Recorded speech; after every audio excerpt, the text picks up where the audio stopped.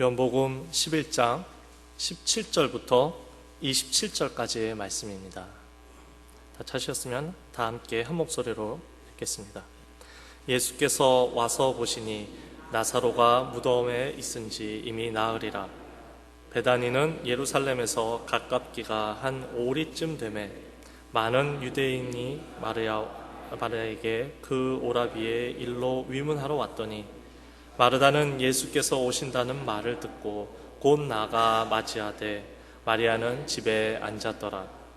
마르다가 예수께 여짜오되 주께서 여기 계셨더라면 내 오라버니가 죽지 아니하였겠나이다. 그러나 나는 이제라도 주께서 무엇이든지 하나님께 구하시는 것을 하나님이 주실 줄을 아나이다. 예수께서 이르시되 내 오라버니가 다시 살아나리라. 마르다가 이르되 마지막 날 부활 때에는 다시 살아날 줄을 내가 아나이다. 예수께서 이르시되 나는 부활이요 생명이니 나를 믿는 자는 죽어도 살겠고 무릇 살아서 나를 믿는 자는 영원히 죽지 아니하리니 이것을 내가 믿느냐. 이르되 주여 그러하외다. 주는 그리스도시요 세상에 오시는 하나님의 아들이신 줄 내가 믿나이다. 아멘. 하나님의 말씀입니다. 한 목사님께서 교인 중에 암으로 투병하시는 분을 위해 위로하려고 병원을 찾아갑니다. 이제 신방을 마치고 그 발길을 돌리려는데 어디서 작지만 기쁨의 목소리로 찬송을 하는 소리가 들립니다. 이분도 교회에 다니시는 분이시겠구나 하는 생각이 목사님의 발걸음을 그 찬송 소리가 나는 곳으로 인도합니다. 그곳에 누워있는 한 환자의 찬양하는 모습이 많이 아파 보입니다.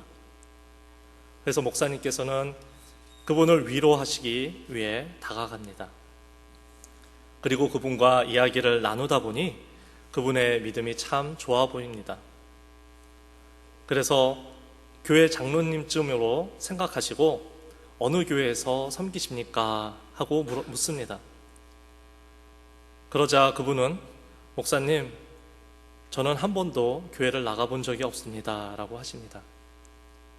그 목사님이 놀라서 물어보니 그분은 자신의 이야기를 하기 시작합니다.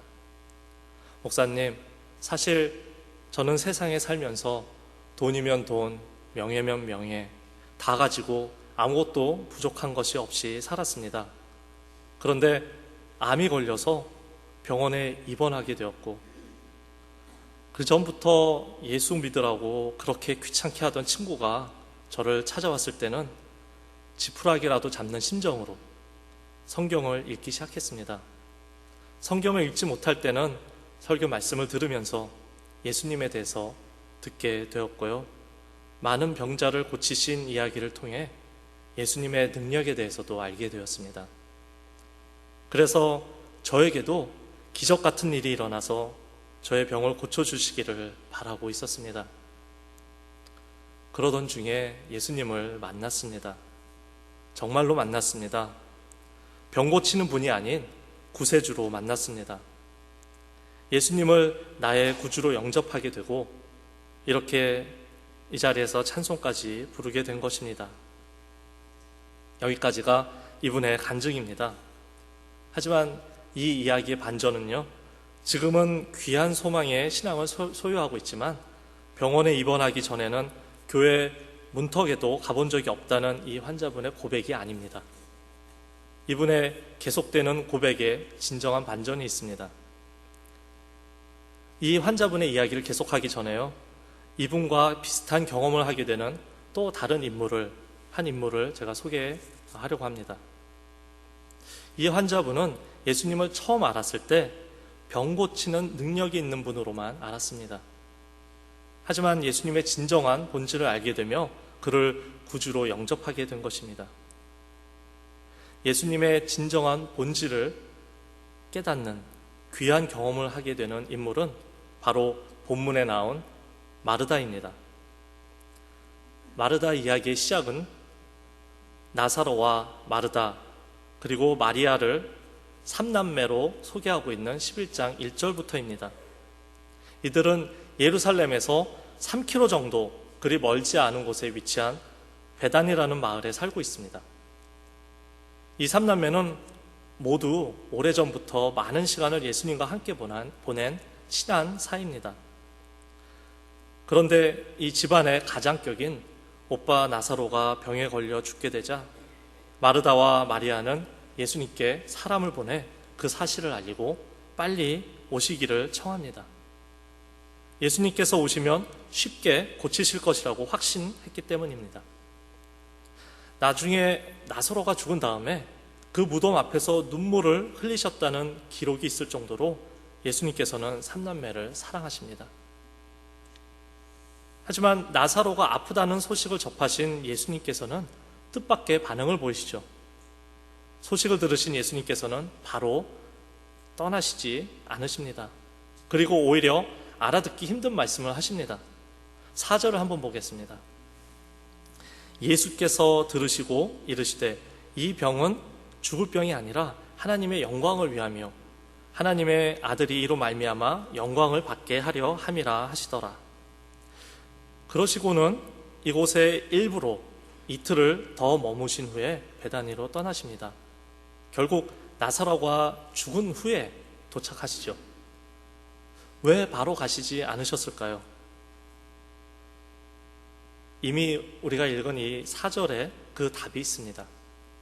나사로의 죽음을 통하여서 하나님께서 나타내시려는 것이 있기 때문입니다. 예수님께서는 하나님의 아들이 이로 말미암아 영광을 받게 하기 위함이라고 하십니다. 하나님의 아들이 이로 말미암아 영광을 받는다는 말씀은 무슨 뜻일까요? 아무것도 모르고 그저 오빠의 상을 치르던 마르다는 예수님께서 도착하셨다는 소식에 바로 예수님을 만나러 뛰어나옵니다.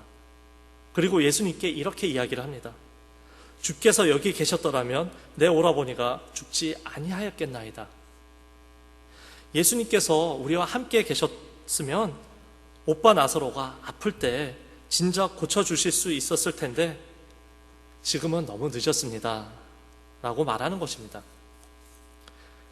예수님께서 오빠 나사로가 다시 살 것이다 라고 하시자 이 믿음이 좋은 마르다는 곧 이런 대꾸를 합니다. 마지막 날 부활 때에는 다시 살아날 줄을 내가 아나이다. 그 당시 유대인은 사두개인들을 제외하고 부활을 믿었습니다. 하나님께서 세상을 심판하실 때 모든 잠자던 영혼들이 깨어나서 하나님 앞에 서게 될 것을 믿었습니다. 예수님께서 마지막 날의 부활을 이야기하시는 줄 알고 마르다도 마지막 때 이야기를 하는 것입니다. 그러자 예수님께서는 그 어느 사람도 하실 수 없는 말을 하십니다. 나는 부활이요 생명이니 나를 믿는 자는 죽어도 살겠고 무릇 살아서 나를 믿는 자는 영원히 죽지 아니할 것이다. 마르다야, 그게 아니다. 마지막 날의 부활만이 아니라 나를 믿는 자는 죽음도 그를 막지 못할 것이고 또 영원히 살 것이다. 나를 믿는 자에게 이러한 능력을 줄 것이고 다시 말해서 내 오빠 나사로가 지금 살아날 것이다 하십니다. 25절, 26절에서 하신 예수님의 말씀은 이런 뜻입니다. 하지만 마르다가 이 말씀을 이해했습니까?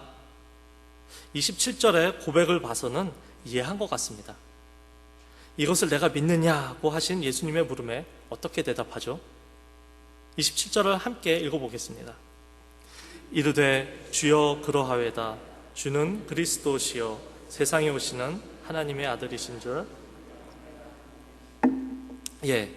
이것이 정답입니다. 이는 예수님께서 그 위에 교회를 세우시겠다고 하신 베드로의 고백과도 같은 고백입니다. 이 마르다의 신앙 고백은 우리의 믿음과도 또 다르지 않습니다. 예수님께서 하나님의 아들이심을 믿습니다. 하지만 예수님께서 나사로의 무덤 앞으로 가셨을 때는 이야기가 달라집니다. 예수님께서 뭐라고 하십니까? 돌을 치워라. 그러자 마르다가 이렇게 대답합니다. 39절입니다. 예수께서 이르시되 돌을 옮겨 놓으라 하시니 그 죽은 자의 누이 마르다가 이르되 주여 죽은 지가 나흘이 되었음에 벌써 냄새가 나나이다. 이 말은 무슨 말입니까? 예수님 이미 죽었습니다. 다 끝난 것을 모르십니까? 앞서 27절에서 마르다는 그 놀라운 신앙의 고백을 했지만 지금 예수님이 하시려는 것을 전혀 이해하지 못하고 있습니다. 그런 믿음이 있으면서도 아직 예수님의 본질을 알지 못하는 것입니다. 다른 복음서를 보면요, 예수님께서 병자를 고치시거나 귀신 들린 자를 고치시는 일들을 주로 가리켜 기적이나 이적이라고 합니다. 하지만 유독 요한복음에서는요, 그것들을 가리켜 표적이라고 합니다. 기적은 영어로 미라클이고요, 또 표적은 사인입니다. 이 둘은 엄연히 그 뜻이 다른 단어들입니다. 사인은 그것 자체에 의미를 두지 않고 그것이 가리키는 것에 의미를 둡니다. 운전을 하다 보면 여러 가지 사인을 보죠. 가려고 하는 목적지가 몇 킬로 남았다는 사인이 나옵니다. 근데 그 사인을 볼 때 마치 다 도착한 것처럼 기뻐합니까? 아니죠. 사인은 우리가 가야 할 곳을 알려주는 역할밖에 하지 않습니다. 마찬가지입니다. 요한복음에서는 예수님의 행하신 여러 가지의 기적들이 그냥 기적이라고 하지 않고 사인이라고 말합니다. 이 말은 예수님께서 행하신 기적들이 그 기적 이상의 의미를 품고 있다는 것입니다. 요한은 이런 기적들을 기록하면서 그 기적이 가리키는 것이 무엇인지를 알려주고 있는 것입니다. 바로 예수님의 본질을 이야기하는 것입니다. 더욱이 요한은 오병이어의 사건을 예수님의 나는 생명의 떡이라 하신 말씀과 연결시켜서 예수님을 모든 생명의 근원이 되시는 창조주 하나님과 동일시하는 장면을 6장에서 보았습니다. 오늘 11장의 말씀도 마찬가지입니다. 죽은 나사로를 살리시는 사건은 단순히 예수님께서 이런 능력이 있는 분이다 라는 이야기를 하려는 것이 아닙니다. 나사로를 살리시는 사건을 표적으로 삼아 예수님의 본질을 알려주는 것입니다. 예수님께서 말씀하십니다. 나는 부활이요 생명이니 나를 믿는 자는 죽어도 살겠고 무릇 살아서 믿는 자는 영원히 죽지 아니할 것이다. 마르다의 믿음은 예수님을 알되 단편적으로만 알고 그분의 본질을 모르는 반쪽짜리의 믿음의 모습입니다. 아직까지는 말이죠. 처음 이야기 속의 환자분이 예수님을 처음 알게 된 것도 병 고치는 예수님의 모습입니다. 하지만 예수님의 본질을 알게 되고 주님께서 병 고침 그 이상의 것으로 약속하신 것을 그분이 깨달았을 때 그를 구세주로 영접하였던 것입니다. 마르다와 예수님 사이의 대화를 다시 한번 보겠습니다. 예수님께서 여기 계시더라면 오빠가 죽지 않았을 것입니다. 그러자 예수님께서 내가 다시 살릴 것이다 라고 하십니다. 그러자 마르다는 물론 마지막 날에 살 줄 압니다 라고 하죠.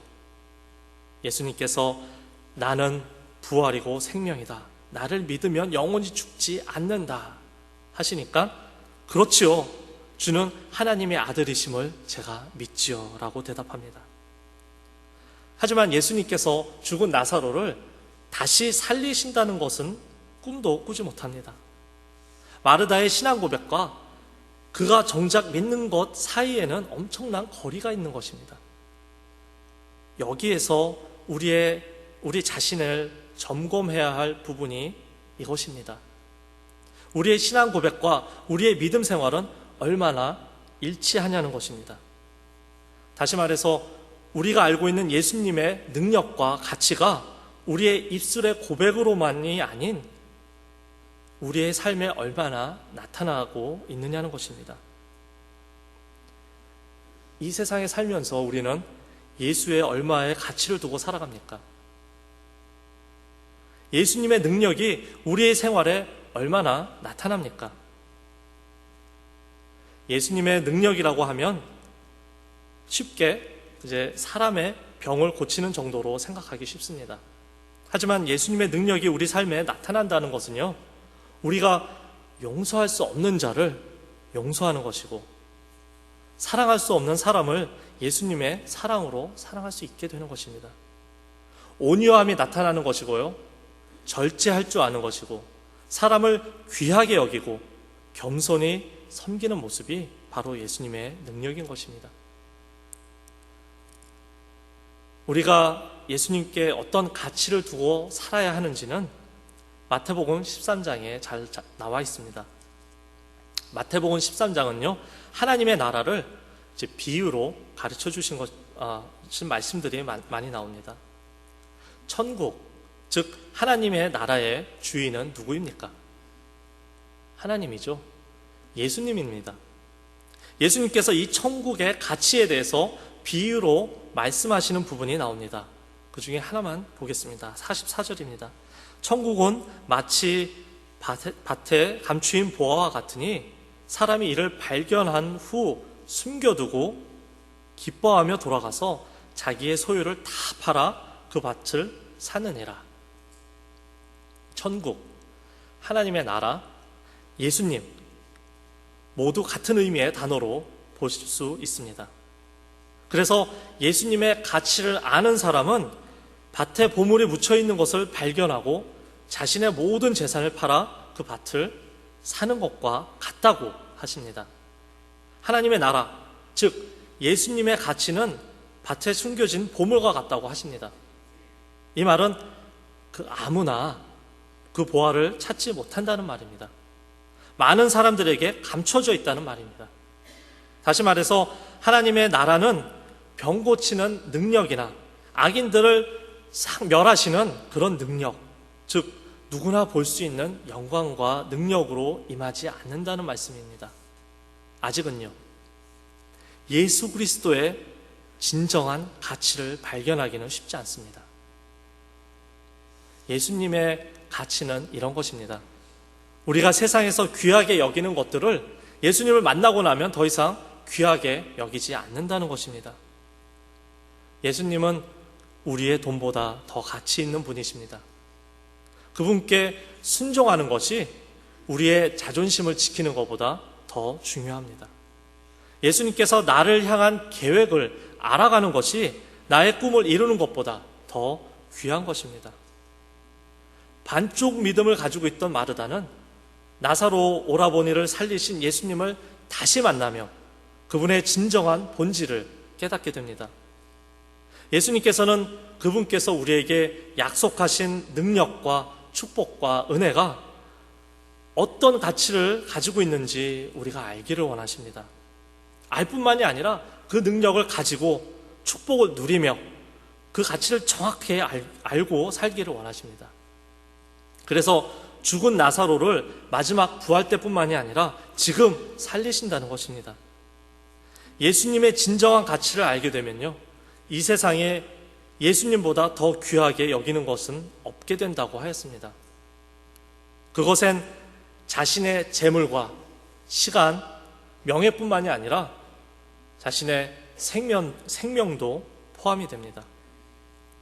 나의 주님은 내 생명보다 더 귀한 예수님이십니까?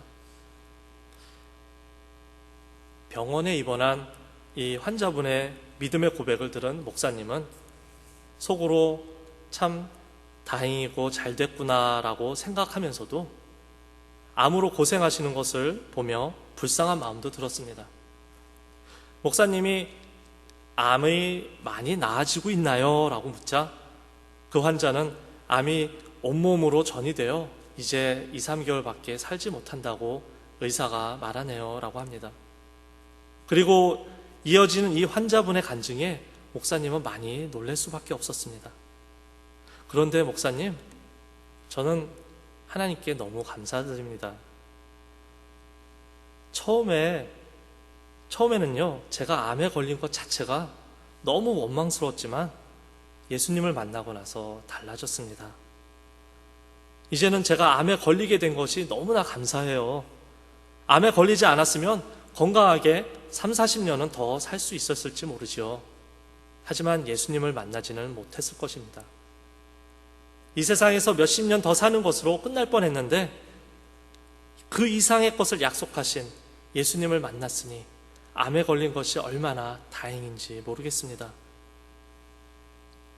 이 환자는 교회를 다닌 적도 없지만 예수님께서 어떤 분이신지를 정확하게 알고 있었습니다. 예수님께서 어떤 가치가 있는 분이신지를 알게 된 것입니다. 자신의 생명과 바꿔도 아깝지 않을 정도로 귀한 분임을 알게 되었습니다. 자신의 생명보다 더 귀한 분을 만났기 때문에 죽음도 두렵지 않은 것입니다. 예수님께서 내 암을 고쳐주시지 않는다고 생떼를 부리는 것이 아니라 예수님을 만난 것을 가장 귀하게 여기는 것입니다. 내 생명이 가장 귀하지만 그보다 더 귀한 것을 발견한 것입니다. 밭에 숨겨진 보화를 찾은 사람이 자신의 모든 것을 팔아 그 밭을 사는 것과 같은 것입니다. 그 가치를 알기 때문에 이 세상의 모든 것들을 포기하더라도 하나도 아깝지 않은 것입니다. 나의 생명까지 포함해서 말입니다. 우리는 우리의 신앙 고백과 일치하는 믿음 생활을 하도록 부름받았습니다. 마르다의 신앙 고백과 그 행동이 일치 않는 모습 안에 혹시 우리의 모습을 찾지는 않습니까? 마르다에게 말씀하신 예수님께서 지금도 우리에게 말씀하십니다.